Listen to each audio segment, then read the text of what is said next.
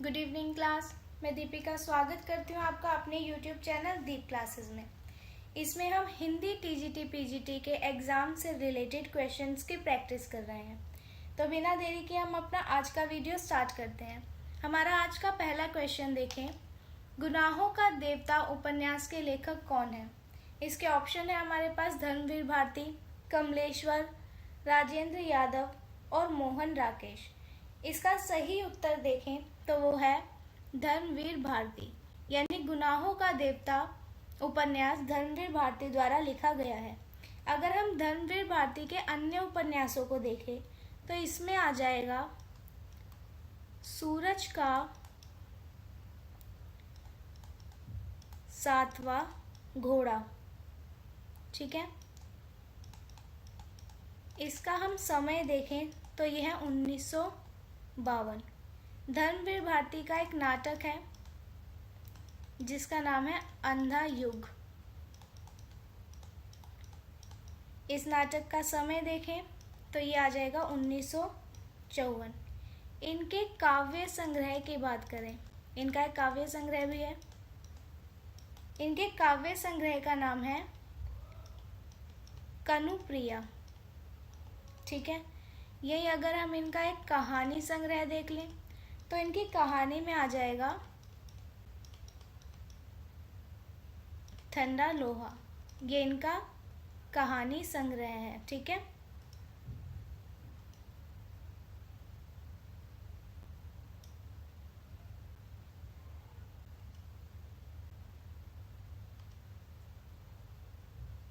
ठंडा लोहा ये हो जाएगा इनका कहानी संग्रह।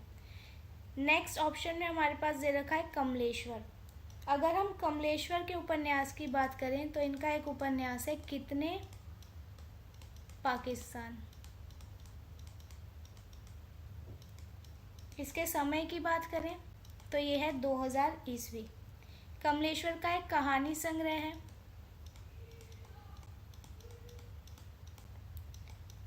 जिसमें आ जाएगा राजा निर्बंसिया। ये कमलेश्वर की कहानी है।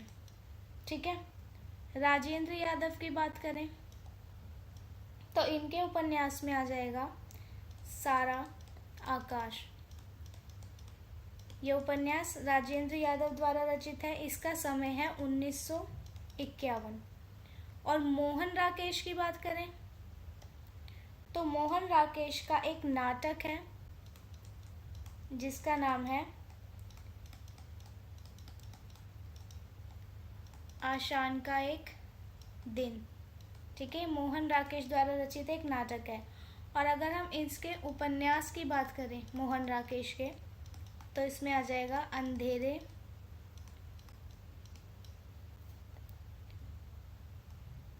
बंद कमरे।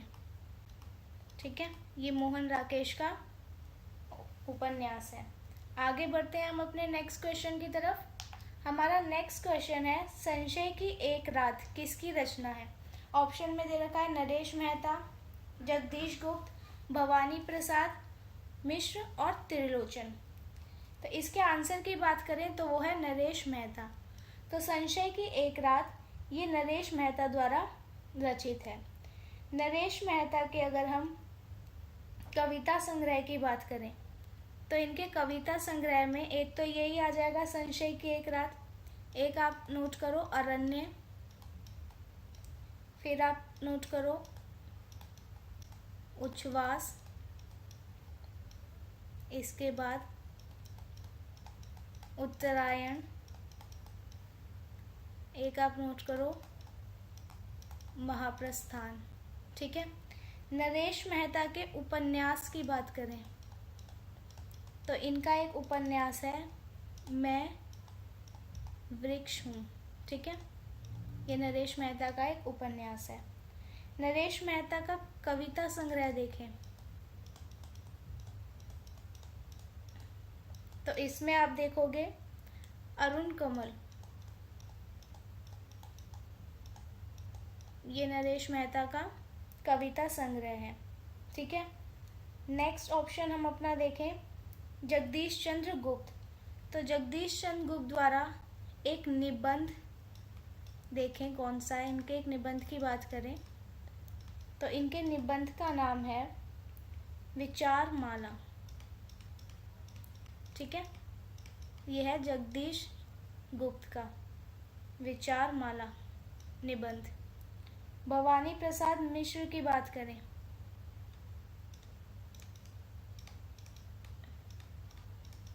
भवानी प्रसाद मिश्र, तो इनका एक कविता संग्रह है जिसका नाम है सत्यकाम। ये भवानी प्रसाद मिश्र का कविता संग्रह है। और अगर हम त्रिलोचन के कविता संग्रह की बात करें तो इसमें आ जाएगा धरती। ये त्रिलोचन द्वारा रचित कविता संग्रह है।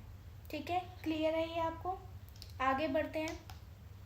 अकाल पुरुष गांधी किसने लिखा है?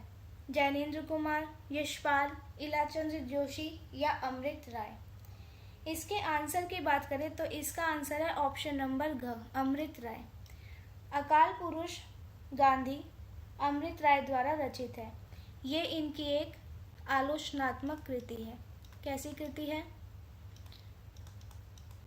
आलोचनात्मक कृति। ठीक है, आगे देखते हैं। इनकी हम अन्य आलोचनात्मक कृतियों की बात करें तो इसमें आ जाएगा कलम का सिपाही,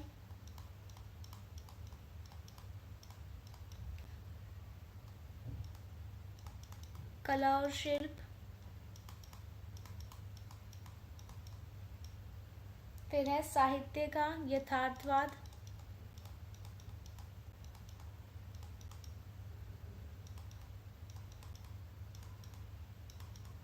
ठीक है। इसके बाद आ जाएगा साहित्यिक परंपराएं और आधुनिकता,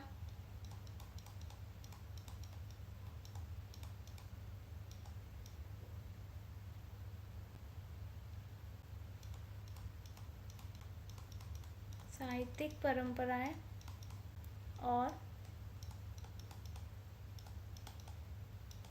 आधुनिकता। ये सभी क्या है? इनके आलोचनात्मक कृतियां हैं। जैनेन्द्र की बात करें तो इनका एक उपन्यास है तमस नहीं, त्यागपत्र। तमस भीष्म सानी का है, तो जैनेन्द्र कुमार का एक उपन्यास है त्यागपत्र। ठीक है। यशपाल की बात करें तो इनका प्रसिद्ध उपन्यास है दिव्या। और अगर हम इलाचंद जोशी को देखें तो इनके उपन्यास का नाम है जन्मांतर। ठीक है, क्लियर है सब आपको। आगे बढ़ते हैं। पहला गिरमिटिया उपन्यास किसके जीवन पर आधारित है? इसके ऑप्शन देखें। महात्मा गांधी, जवाहरलाल नेहरू, सरदार वल्लभ भाई पटेल या फिर रविंद्रनाथ टैगोर। ठीक है, सबसे पहले हम जानते हैं कि जो पहला गिरमिटिया उपन्यास है ये विश्व रंजन द्वारा रचित है। किसके द्वारा रचित है? विश्व रंजन के द्वारा रचित। इसका जो समय है वो माना जाता है 1996 ईस्वी। और अगर इसके हम ये देखें किस पर आधारित है तो ये है महात्मा गांधी के जीवन पर आधारित। ठीक है, तो पहला गिरमिटिया उपन्यास जो है वो विश्व रंजन द्वारा रचित है। इसका प्रकाशन वर्ष है 1996। आगे बढ़ते हैं। बीसलदेव रासो के रचनाकार कौन है? इसमें हमारे ऑप्शन है नरपति नाला, चंदबरदाई, जगनिक और अमीर खुसरो। तो अगर बीसलदेव रासो के रचनाकार की बात करें तो इसमें हमारा सही उत्तर हो जाएगा ऑप्शन नंबर ख, नरपति नाला। नरपति नाला को बीसलदेव रासो का रचनाकार माना जाता है। अगर हम चंदबरदाई की बात करें तो इनकी रचना का नाम है पृथ्वीराज रासो। क्या है? पृथ्वीराज रासो। इसके बारे में मैंने आपको कल की क्लास में भी बताया, उसमें हमने पृथ्वीराज रासो के बारे में बहुत डिटेल से जाना। ठीक है, तो इनकी रचना का नाम है पृथ्वीराज रासो। नरपति नाला की रचना हो गई बीसलदेव रासो। जगनिक की बात करें तो जगनिक की रचना का नाम है परमाल रासो। ठीक है, क्या है? परमाल रासो। और इस परमाल रासो को ही आल्हा खंड के नाम से जाना जाता है। अमीर खुसरो की बात करें, ये चारों ही जो है आदिकाल के कवि हैं। अमीर खुसरो भी आदिकाल में ही आते हैं। अगर हम इनकी बात करें तो अमीर खुसरो को जो है तूती ए हिंद के नाम से भी जाना जाता है। तूती ए हिंद, ठीक है, इस नाम से अमीर खुसरो को जाना जाता है। इनकी रचनाओं की बात करें तो इसमें एक आ जाएगा खालिक बारी।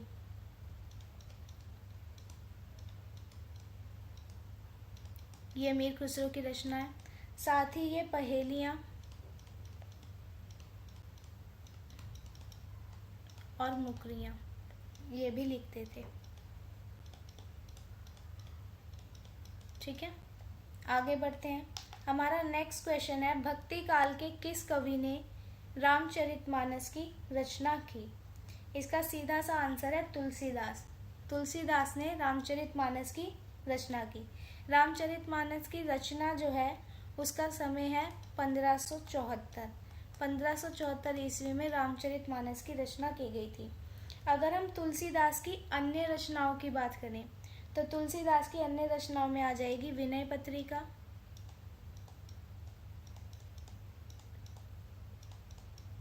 ठीक है, कवितावली,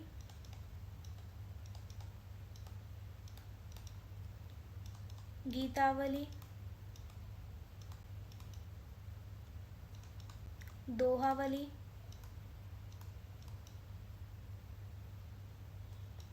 बर्वे रामायण,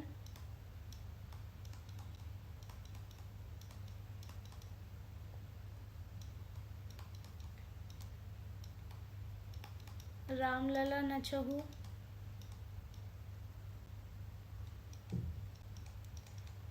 श्री कृष्ण गीतावली,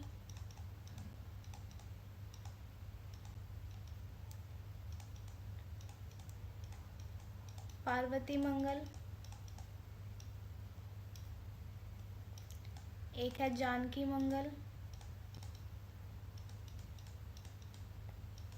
और एक है रामाज्ञा प्रश्नावली। ये सभी विद्यापति की रचनाएं हैं। सूरदास की रचना की बात करें तो इसमें आप नोट करो सूरसागर। सूरसागर जो है वो सूरदास द्वारा रचित है। ठीक है, कबीरदास की बात करें तो इनकी रचना में आप लिखो साखी, एक आप लिखो सबद और एक रमैनी। इन तीनों को जो है बीजक नाम से संपादित किया गया। ठीक है, रैदास की बात करें तो इनके पदों को जो है गुरु ग्रंथ साहिब में संकलित किया गया है। किस में संकलित किया गया? गुरु ग्रंथ साहिब। ठीक है,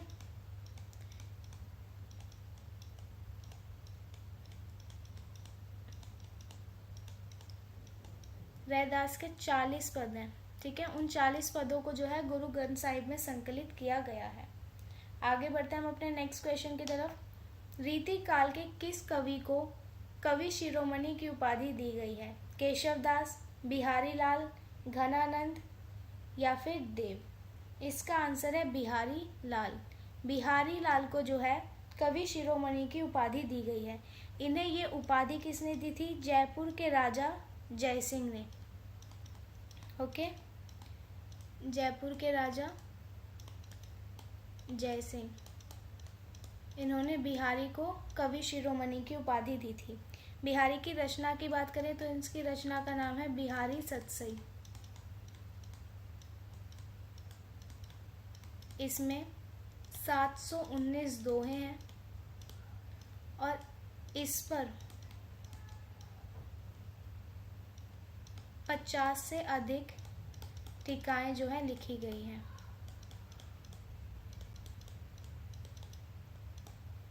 ठीक है, और ये जो बिहारी सतसई है ये एक मुक्तक काव्य है।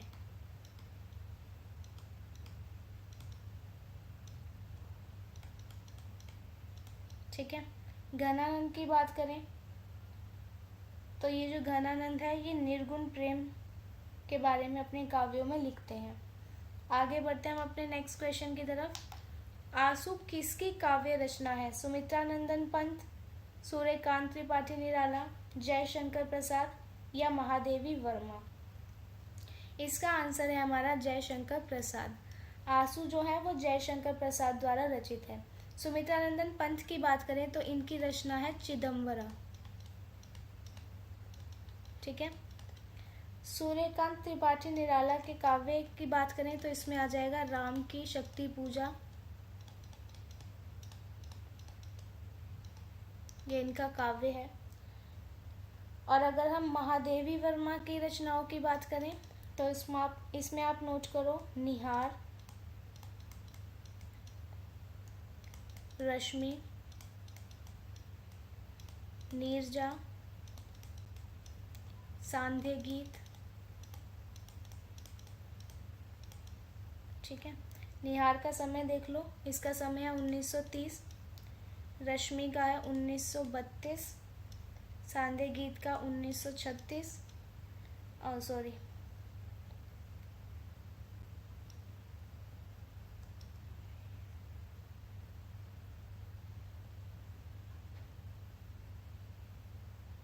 गलत हो गया ये। रश्मि के समय की बात करें तो इसका समय है 1932, नीरजा का समय है 1934 और सांध्य गीत का है 1936। इनके अलावा महादेवी वर्मा की रचना है दीपशिखा, इसका समय 1942 और एक है यामा, इसके समय की बात करें तो इसे है 1936। ठीक है। अब आते हैं जयशंकर प्रसाद पे। जयशंकर प्रसाद की रचनाएं देखते हैं तो इनकी रचनाओं में आ जाएगा एक तो कामायनी। ठीक है। इसका अगर हम रचना काल देखें तो वो आ जाएगा 1936। आगे बढ़ते हैं हम अपने नेक्स्ट क्वेश्चन की तरफ। गोदान उपन्यास का प्रकाशन वर्ष क्या है? 1936, 1942, 1950 या 1925? तो इसका आंसर है 1936। 1936 में गोदान उपन्यास की रचना की गई थी मुंशी प्रेमचंद जी के द्वारा। ठीक है। प्रेमचंद जी के अन्य उपन्यासों की बात करें तो इसमें आ जाएगा सेवा सदन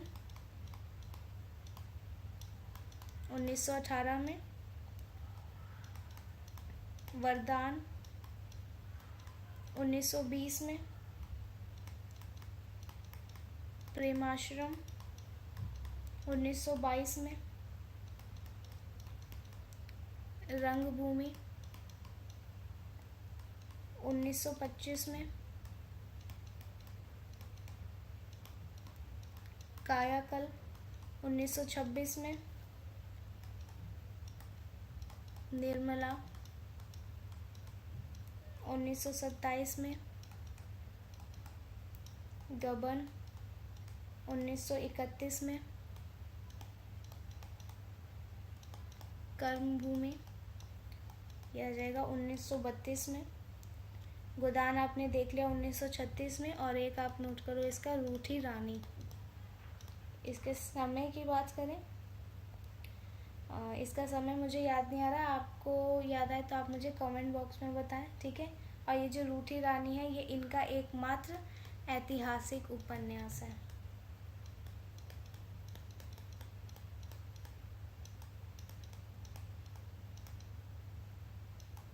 ठीक है। आगे बढ़ते हैं। इंदु पत्रिका का प्रकाशन कहाँ से होता था? इलाहाबाद, कानपुर, बनारस या कलकत्ता?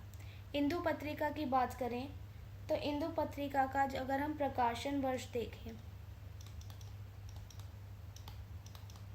तो इसका प्रकाशन वर्ष है 1909। ये कैसी पत्रिका थी? ये एक मासिक पत्रिका थी और इंदु पत्रिका के संपादक इनका नाम है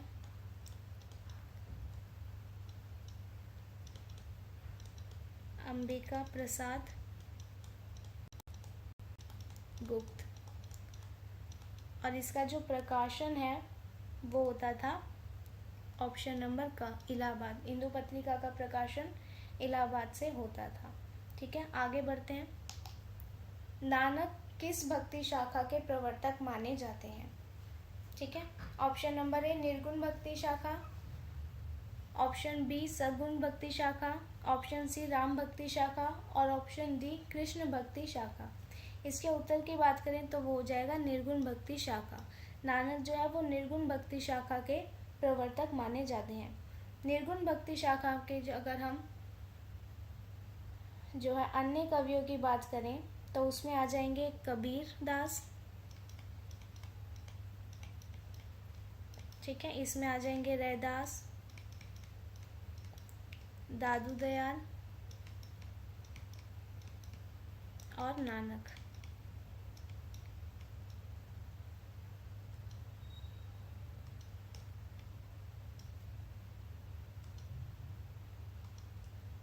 ठीक है, ये जो है निर्गुण भक्ति शाखा के कवि हैं। इनकी एक एक रचनाएं देख लें तो इसमें आप देखो साखी, सबद और रमैनी। रैदास की बात करें तो इनके मैंने आपको बताया 40 पद हैं जो कि किस में गुरु ग्रंथ साहिब में संकलित है।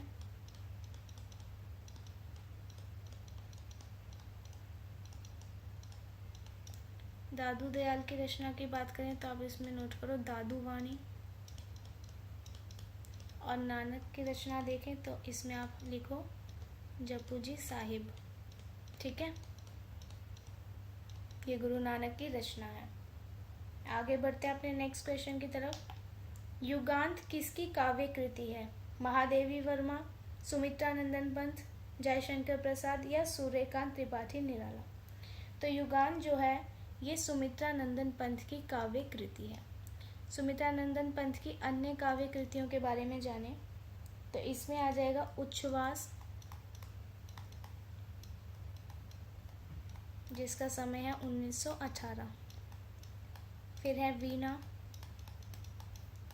1927, पल्लव इसका समय है 1928। पल्लव के बाद आप नोट करो ग्राम्या, ये है 1940। ग्राम्या के बाद है युगांत। युगांत के समय की बात करें तो इसका समय है 1938। ठीक है, युगांत के बाद आप नोट करो चिदम्बरा, इसका समय है 1958। चिदम्बरा के बाद है लोकायतन,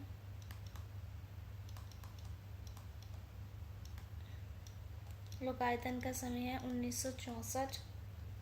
और एक आप नोट करो कला और बूढ़ा चांद,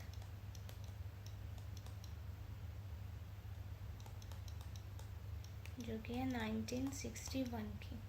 ठीक है, ये सभी जो है सुमित्रानंदन पंत द्वारा रचित है। जयशंकर प्रसाद की रचना देखें तो आप इसमें नोट करो जयशंकर प्रसाद में कामायनी। सूर्यकांत त्रिपाठी निराला का एक काव्य है जिसका नाम है तुलसीदास।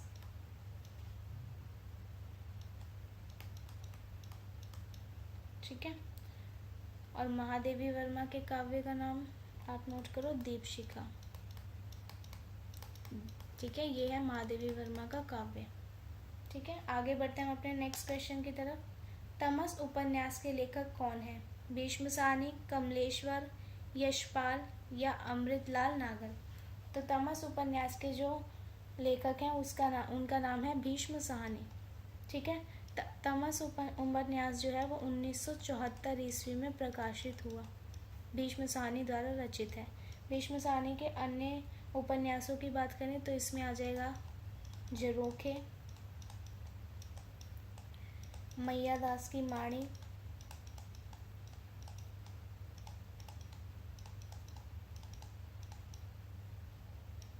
कुंतो, इसके बाद नीलू, नीलिमा, नीलोफर,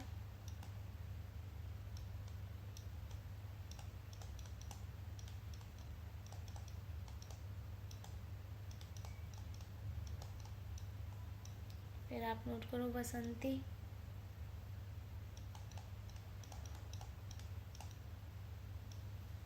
और एक कड़ियाँ। ये सभी जो है भीष्म साहनी द्वारा रचित उपन्यास है।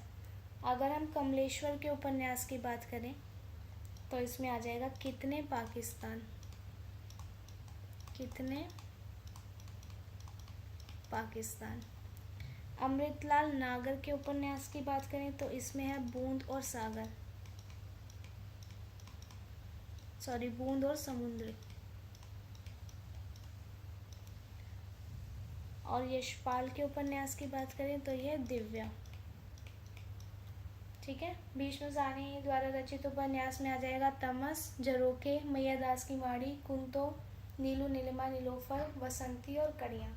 कमलेश्वर में आ जाएगा कितने पाकिस्तान। यशपाल द्वारा रचित है दिव्या और अमृतलाल नागर द्वारा रचित है बूंद और समुद्र। आगे बढ़ते हैं अपने नेक्स्ट क्वेश्चन की तरफ। स्कंदगुप्त नाटक के रचयिता कौन है। जयशंकर प्रसाद, भारतेंदु हरिश्चंद्र, मोहन राकेश या उपेंद्रनाथ अश्क। तो स्कंदगुप्त नाटक के जो रचनाकार हैं वो है हमारे जयशंकर प्रसाद। जयशंकर प्रसाद ने स्कंदगुप्त नाटक की रचना 1928 में की थी। जयशंकर प्रसाद ने और भी कई नाटक लिखे, जिसमें से एक आपने देखा स्कंदगुप्त, एक है इनका नाटक चंद्रगुप्त। इसका समय है 1931। ठीक है, फिर है ध्रुव स्वामिनी।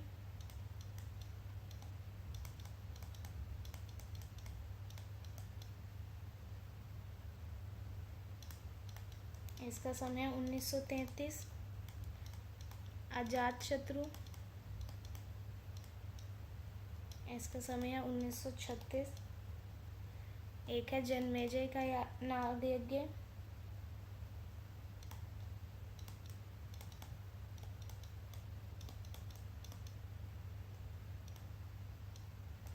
एक है राज्यश्री, फिर है विशाख। ये सब जयशंकर प्रसाद द्वारा रचित है। भारतेंदु हरिश्चंद्र द्वारा रचित एक नाटक नोट करो, भारत दुर्दशा।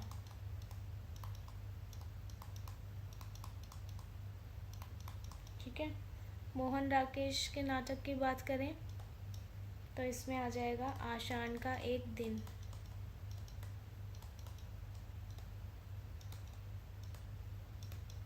और उपेंद्रनाथ अश्क के नाटक की बात करें तो इसमें आ जाएगा अनाथ। नेक्स्ट क्वेश्चन देखते हैं हम अपना। रहस्यवाद किस काव्य धारा की प्रमुख प्रवृत्ति है। तो रहस्यवाद जो है ये छायावाद की प्रमुख प्रवृत्ति है। छायावाद में एक हमें रहस्यवाद देखने को मिलता है और साथ ही हमें इसमें प्रकृति प्रेम, प्रकृति का चित्रण हमें इसमें देखने को मिलता है। आगे देखते हैं, प्रयोगवाद का आरंभ किस पत्रिका से माना जाता है। ठीक है, ऑप्शन है चांद, विशाल भारत, तार सप्तक या फिर प्रतीक। तो प्रयोगवाद का जो आरंभ है वो तार सप्तक से माना जाता है। तार सप्तक की जो शुरुआत है वो 1943 ईस्वी में हुई थी। ठीक है, इसका जो संपादन है वो किसने किया था, अज्ञे ने, अज्ञे जी ने इसका संपादन किया था। तार सप्तक के अगर कवियों की संख्या की बात करें तो इसमें कुल 7 कवि हैं। तार सप्तक में 7 कवि। इन 7 कवियों के नाम देखें हम एक बार। सबसे पहले आ जाएंगे हमारे अज्ञे, फिर है मुक्तिबोध, गिरिजा कुमार माथुर,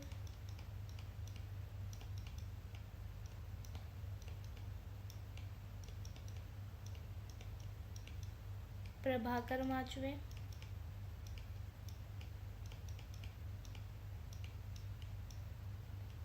भारत भूषण अग्रवाल,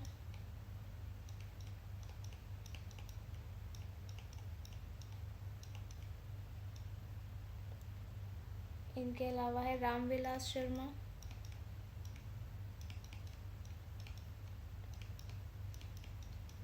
और आ जाएंगे नेमीचंद जैन। ठीक है, ये सभी हमारे तार सप्तक के कवि हैं। आगे बढ़ते हैं हम अपने नेक्स्ट क्वेश्चन की तरफ। दूसरा सप्तक का प्रकाशन वर्ष क्या है। 1943, 1951, 1957 या फिर 1959। ठीक है, तो इसमें हम देखें, इसका आंसर आ जाएगा हमारा 1951। 1943 की बात करें तो ये तार सप्तक का प्रकाशन वर्ष है। 1957 की बात करें तो ये तीसरे सप्तक का है प्रकाशन वर्ष। 1951 दूसरे सप्तक का। और चौथे सप्तक का अगर हम प्रकाशन वर्ष देखें तो ये है 1971। ठीक है, इन चारों के हम कवियों का जाने तो प्रथम सप्तक यानी जो तार सप्तक है उसके कवि मैंने आपको बता दिए। अब आप दूसरे सप्तक के कवियों को नोट करें। इनके कवियों में आ जाएंगे धर्मवीर भारती,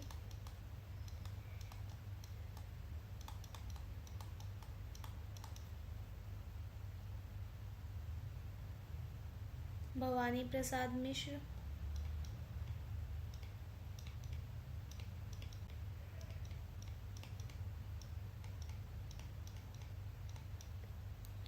शमशेर बहादुर सिंह,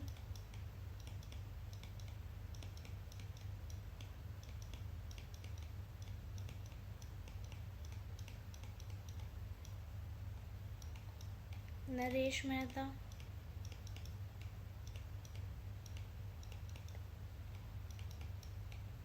रघुवीर सहाय, इसके बाद शकुंतला माथुर,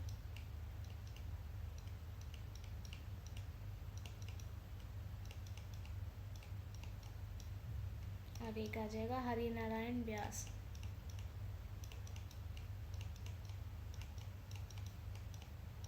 ये सब हमारे दूसरे सप्तक के कवि हैं। साथ ही साथ हम तीसरे सप्तक के कवियों को भी देख लें।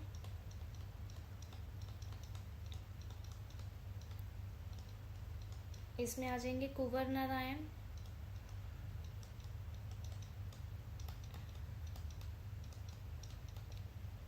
कीर्ति चौधरी,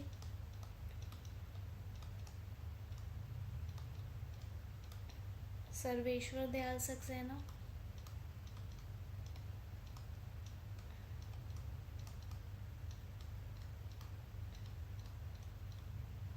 ठीक है, फिर है मदन वात्स्यायन,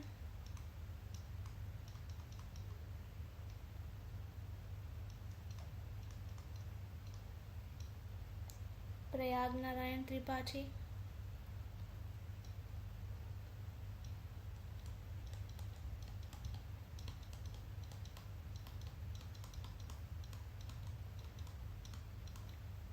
इनके बाद केदारनाथ सिंह,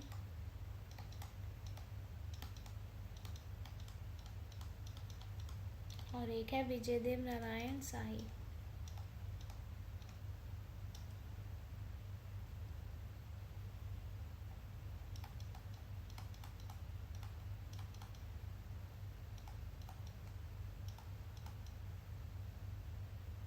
ठीक है, ये सब जो है ये हमारे तीसरे सप्तक के कवि हैं।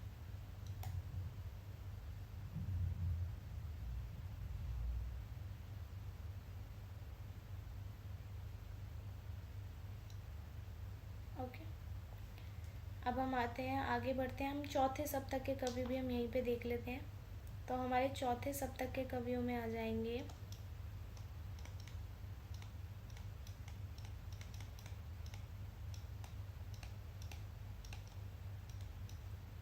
इसमें है अवधेश कुमार,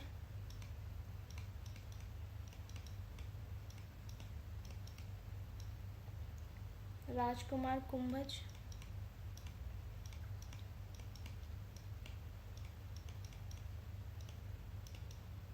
स्वदेश भारती, नंदकिशोर आचार्य,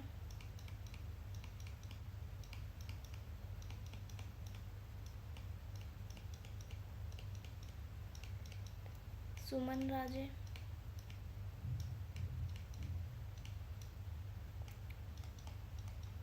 श्री राम वर्मा, और एक आ जाएगा राजेंद्र किशोर। ये सब जो है हमारे चौथे सप्तक के कवि हैं। ठीक है, आगे देखते हैं। तो आज का हमारा वीडियो यहीं तक था। वीडियो पसंद आई हो तो वीडियो को लाइक एंड शेयर ज़रूर करें और हमारे चैनल को सब्सक्राइब करना ना भूलें। अब मिलते हैं हम अपने नेक्स्ट वीडियो में, तब तक के लिए थैंक यू।